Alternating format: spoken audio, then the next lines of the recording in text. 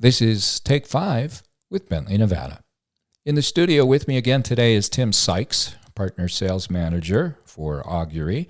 And Tim is deeply involved in the relationship with Bentley, Nevada and its machine health offering. Tim, in the last episode, we were talking a little bit and during the break about the difference that artificial intelligence makes. And I know that, for a lot of people, there's been and we did talk about this in an earlier episode, this autoimmune response, but the kind of figures, the statistics that you've compiled over 11 years in terms of accuracy, and even the fact that, if you're really, really, truly a skeptic, it's like you can have a guaranteed result in that, if that machine fails and it wasn't caught, you're basically warranting those repair costs and things. So I think, customers can kind of have their cake and eat it too. They can have the benefits of AI, and if they're really nervous about it, the results of it can actually be guaranteed. So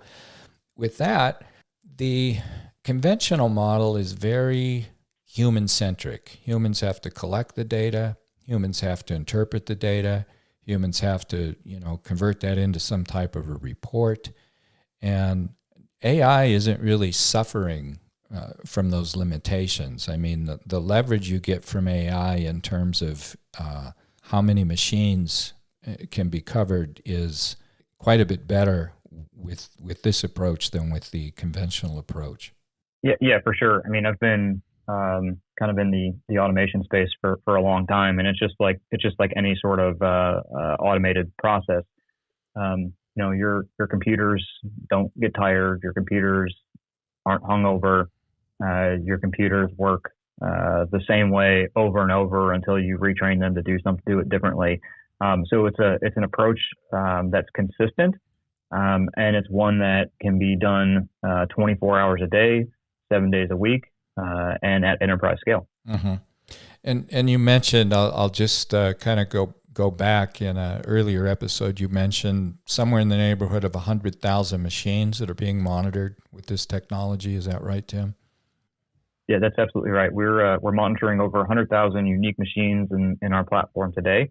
That accumulates to somewhere north of 200 million machine hours monitored, and that serves as our database for our AI, right? And so we've talked in one of the previous episodes about being 99.9% accurate in identifying that the machine's condition has changed state, and over 95% precise in identifying what the root cause of that change was. Right. Well, one of the things I've heard and probably been guilty of myself over the years is this idea of, every machine is unique, every machine is different, and no two are alike. And, it can take practically a lifetime or, certainly several decades for a human being to really come to understand that machine like the back of their hand. And that kind of goes out the window with what you've just said. You're monitoring 100,000 machines, and when you say that you've got this level of accuracy, that's a very large sample size to be able to say, yeah, we've done this across 100,000 unique instances and different machines. And this is across industries too. This isn't just, we kind of stick to our knitting in just one very narrow vertical. You have a pretty wide span of industries that you've delivered this on too, correct? Oh yeah, we've worked in food and bev and consumer packaged goods, like I mentioned. We're also heavy into building products and chemicals. We're working in oil refineries and power generation. So for us, a pump is a pump is a pump, regardless of where it's at. Now, of course, we do some contextualization of the machines in our platform. So we want to know if that pump's a centrifugal pump or if it's an axial pump, and we'll want to get certain information about it so that we can inform our AI of how to calculate and identify those particular root causes.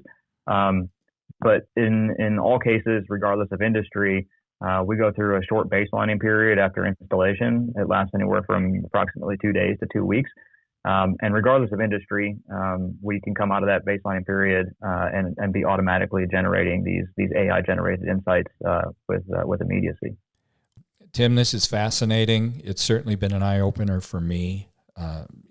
and with the number of years that personally I spent in the industry selling and being a product manager and a lot of different things, you reach a point where you have to kind of put your skepticism aside and say, at the end of the day, if it's not working, customers aren't going to be renewing those subscriptions. And the proof of the pudding, at least for me, is the fact that your customers are coming back and back and back because it's working for them. Yeah, there's a statistic out there, Steve, that 74% of digital transformation pilots get stuck in the pilot phase. Mm-hmm. We have a history of working across multiple different industrial verticals and helping customers exit that pilot purgatory and go to scale. And it's because of the reasons that you talked about, right? Yeah. Every customer starts out skeptical. I will readily admit that. They start out with there's rarely an occasion where a customer comes to us and says, "Hey, we want to install your technology across every machine and every plant that we operate across the globe." We always start out by proving our value in one or two of their operations, but in nearly every instance, we end up expanding that installation. Yeah. Well, you can't overlook the beauty of this subscription-based model, Tim, because the price of entry with a model like that is it's completely different than if you went to the customer and said, "Here's everything you have to buy, here's everything you have to install, here's everything you have to maintain, here's everything you have to learn to basically, obtain some resident expertise." None of that really is impacting customers now because all of that is being shouldered by Bentley Nevada under this model. And essentially what they're being sent is, this is what the problem is and this is what you should do about it. It really is that simple if I understand the offer properly. Yeah, absolutely. Right. We wrap up all of the technology, tools, and services that are required to deliver those insights. We've had customers who have spent years trying to build the same sort of system that we're offering, right? And they built it in-house and they weren't successful, right? And they've come to us and said, "Hey, we want to pivot and look to a more off-the-shelf solution that's commercially available." And they come to us to solve that problem that they've been trying to solve on their own. So yeah, it's definitely a quicker path to getting the results that our manufacturer and customers are seeking. Certainly, the subscription model makes the cost of entry more palatable for a lot of our customers.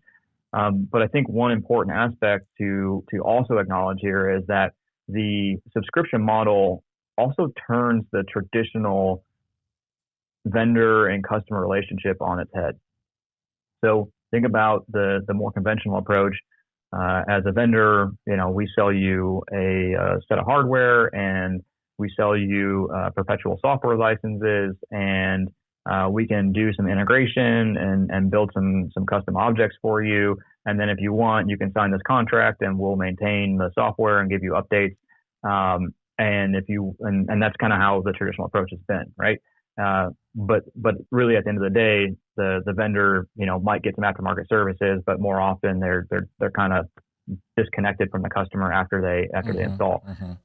Versus our subscription model, right? It really puts an onus and incentive on the vendor, and in our case, Bentley, right, to be there for the customer as a partner. And so this is why we have these people teams in place to help drive success, right? To help train and onboard users, to try to help them drive change management within their organization and ultimately drive adoption of the platform.